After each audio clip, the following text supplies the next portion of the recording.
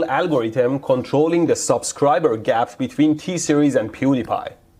Wait, I think it makes a good conspiracy theory. Just hear me out. A bit of background about the competition between PewDiePie and T-Series. PewDiePie is of course the largest channel on YouTube run by an individual,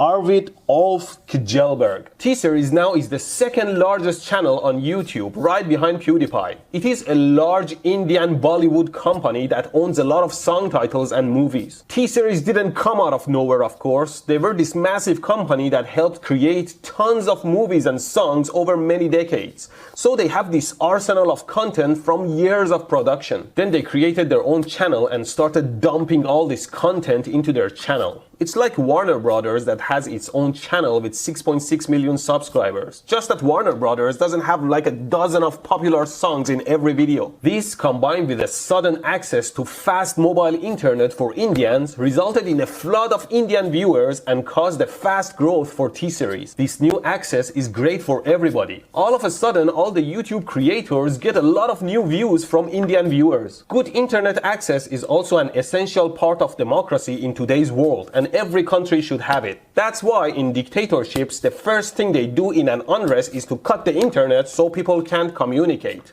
Internet access must always be protected. And anyway, the problem people have with T-Series overtaking PewDiePie is that PewDiePie is the symbol of an individual who made it on his own on YouTube. His content is not for everyone, but he is the hope that anybody can make it big there. Then T-Series, a huge corporate, dumps its years of hard work on YouTube and becomes huge.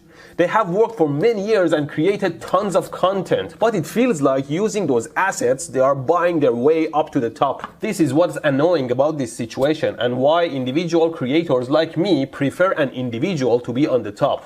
Otherwise, we would feel hopeless against the big corporates in the one place that we are doing great. Now here's my conspiracy theory. T-Series should have passed PewDiePie a while back at the rate they were growing despite all the efforts from PewDiePie's fans, but they didn't. I watch Social Blade's live subscription comparison because it provides more metrics. This at the corner is the sub gap between the two channels, and these two are the subscription in the past hour. So what happens is that every day the gap oscillates high and low depending on the night and day and which side of the planet is awake. Before, when the gap was large, you could see that the average was getting close to zero as T-Series was approaching PewDiePie. And then you would see this occasional jump when PewDiePie's fans like Mr. Beast did something to promote him. But always T-Series would catch up. But then when the gap came close to zero, the drop stopped right above zero. It seems like both channels are gaining subscribers at the exact same rate, which is very unlikely and suspicious. Now, if you look at this corner, you see that this is the spot where Elon Musk did the meme review for PewDiePie. Now, if both channels were changing at the same rate, you would expect the line to stay up there.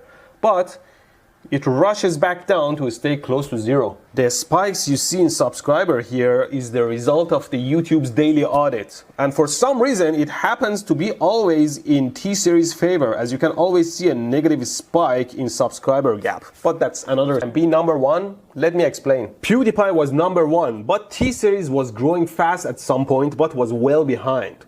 Becoming huge was crucial, so they started injecting millions of fake accounts into their channel over time and became very close. When they got too close, this PewDiePie versus T-Series fight broke out. Both channels got huge attention and a lot of real people subscribed to both channels. This competition was the best thing that could happen to T-Series because they started getting real users fast. Now if they win and people stop caring, they would stop growing too. So they started removing the fake subscribers as the real ones subscribed to stay behind. This was great because they are slowly purging fake subscribers for the real ones. At some point, they will run out of fake accounts and would have no choice but to pass.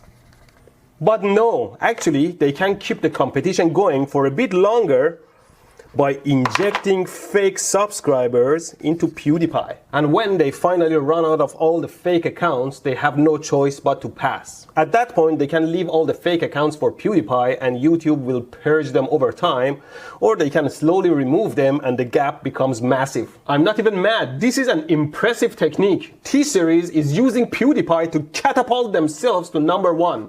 Unless we don't allow this by really subscribing to PewDiePie. So maybe that way they eventually run out of all the fake accounts to boost themselves and our Indian allies would stop subscribing to T-Series too. Well, it's all just a conspiracy theory and might be absolutely wrong. It's not like I have access to any more information beside my screenshots. Although you can't really deny that there is an algorithm at work. It is a win-win for everyone anyway. Viewers get their daily drama and both channels become massive. So have a good day and subscribe to PewDiePie.